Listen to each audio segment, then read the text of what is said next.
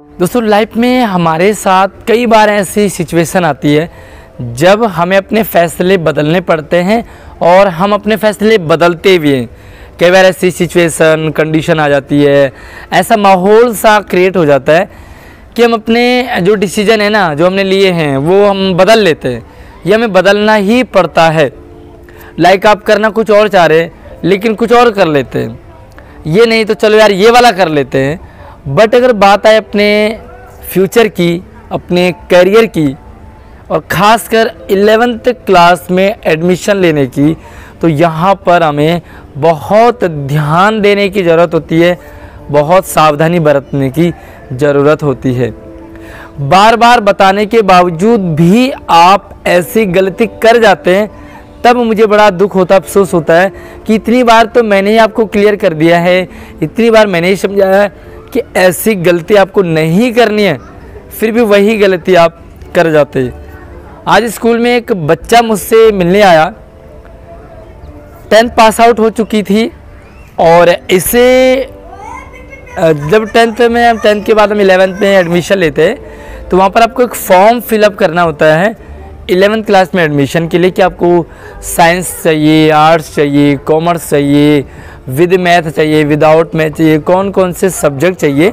तो इसके लिए आपको एक फॉर्म भरना पड़ता है।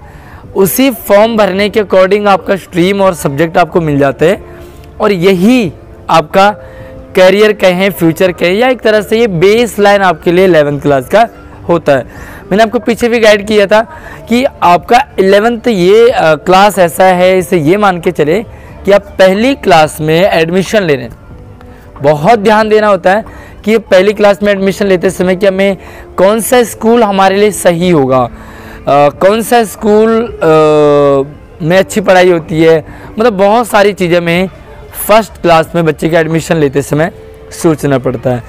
अब बच्चा मिलने आया और इसने कहा कि एक्चुअली इसे कॉमर्स लेना था और जब फॉर्म भरा तो बच्चे ने आर्ट्स पे टिक कर दिया, मतलब आर्ट्स लेना है। बच्चे के साथ उसके पेरेंट्स भी आए थे, मम्मी पापा भी आए थे और पूछ रहे हैं कि कॉमर्स लेना है बट आर्ट्स के लिए फॉर्म भर दिया। और जब अपने क्लास टीचर वगैरह से, एडमिशन इंचार्ज से बात करते हैं तो उन्होंने कहा कि भाई आपने तो फॉर्म भर दिया है, अब कुछ नहीं हो सकता, क्योंकि कहीं ना कहीं जो फॉर्म होते हैं वो आगे चले जाते हैं। बहुत सारे स्कूल ऐसे भी होते हैं जो सिर्फ 10th तक है। अब 10th तक है तो उनका 11th में एडमिशन दूसरे स्कूल में हो जाता है। और होता क्या है कि जिस स्कूल में आप 10th में पढ़ रहे हो वहाँ पर आपने 10th का फॉर्म भर दिया, अपने डॉक्यूमेंट लगा दिए और वो सारे डॉक्यूमेंट एज इट इज़ उस स्कूल में चले जाते हैं जहाँ पर आप एडमिशन लेना चाह रहे हैं। लाइक आप साइंस के लिए कहाँ जाना चाह रहे हो तो उस स्कूल में आपके सारे फॉर्म वहाँ चले जाते हैं। आपका एडमिशन के लिए भी जो भी रिक्वेस्ट है उन्हीं स्कूल में चली जाती है। अब यहाँ पर गलती क्या कर रहे हो आप और आपको अभी इस कंडीशन में करना क्या चाहिए?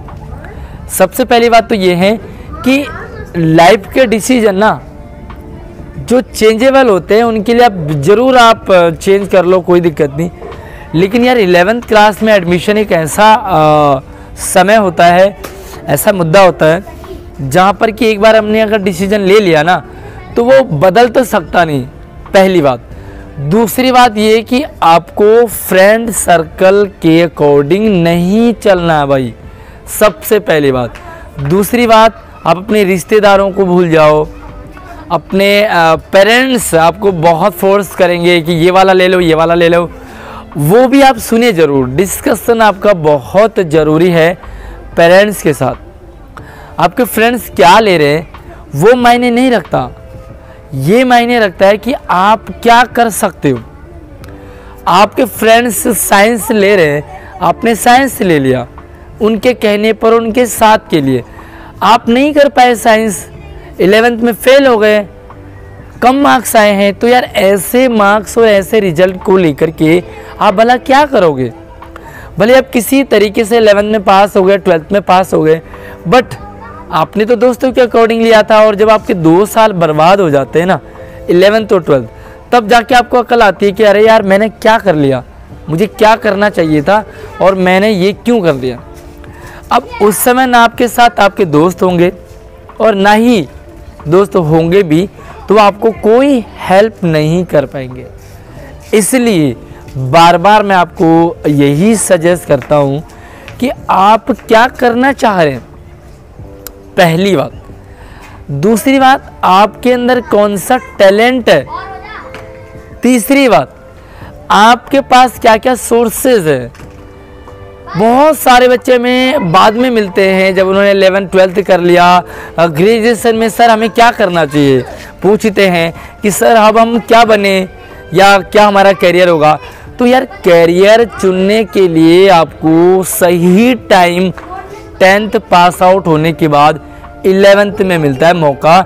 जम के सोचिए, तसल्ली से डिस्कस कीजिए, पेरेंट्स के साथ बात कीजिए, आप क्या करना चाह रहे, उसमें पेरेंट्स आपको कितना सपोर्ट कर पाएंगे और उस फील्ड में आप क्या कर सकते हैं। सबसे पहली बात तो ये कि क्या आपके पेरेंट्स आपको वो वाला कोर्स करवा पाएँ या उस वाले स्ट्रीम में जो आप बनना चाह रहे हैं उसके लिए सपोर्ट कर पा रहे हो, कितना % वो कर पा रहे हैं और आप कितना कर पाओगे, ये इम्पोर्टेंट है।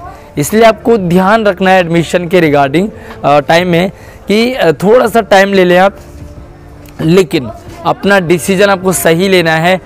इन केस आपसे मिस्टेक हो गई है, आपको कुछ भी लेना था लेकिन आप कुछ ले गए, लाइक आपको भैया आर्ट्स लेना था लेकिन आपने साइंस ले लिया, मार्क्स भी अच्छे आए थे, सबने कहा यार अच्छे मार्क्स आए, साइंस ले लो, साइंस ले लो। अरे भाई मार्क्स अच्छे आए तो क्या फ़र्क पड़ रहा है, आपको आपके अंदर वो होना भी तो चाहिए, आपका इंटरेस्ट, आपकी रुचि भी तो होनी चाहिए, या आपकी फैमिली आपको उस फील्ड में सपोर्ट भी तो करना आना चाहिए। अब आपने फॉर्म तो भर दिया, आपका फॉर्म चला गया, अब क्या करोगे। आपको लगता है कि नहीं यार मुझे ये नहीं लेना, मुझे तो चेंज करना है। तो आपके पास दो ऑप्शन है। पहला ऑप्शन है आप जिस स्कूल में आप पढ़ रहे हो, जहाँ पे आपने फॉर्म भरा है, वहाँ पर आप अपने इंचार्ज से बात कीजिए, एडमिशन इंचार्ज जो भी है उनसे कहिए कि प्लीज़ सर या मैडम जो भी हैं वो आपके जहाँ आपके रिक्वेस्ट भेजी है उस स्कूल में एडमिशन इंचार्ज से एक बार बात कर ले कि इस बच्चे ने ये ले लिया लेकिन ये बच्चा ये लेना चाह रहा है। पहली बात तो है कि आपके मार्क्स उसके अकॉर्डिंग होने चाहिए। अगर आपके मार्क्स उसके अकॉर्डिंग नहीं है तो आपको नहीं मिल पाएगा, बट अगर आपके मार्क्स हैं तो आप अपने एडमिशन इंचार्ज से रिक्वेस्ट कीजिए, क्योंकि बहुत डिफ़िकल्ट है बार बार ऐसे चेंज करना, क्योंकि बहुत सारे काम होते हैं टीचर्स के पास। बट तो रिक्वेस्ट करेंगे तो आपके करियर का सवाल है, फ्यूचर का सवाल है, तो टीचर चेंज ज़रूर कर देंगे।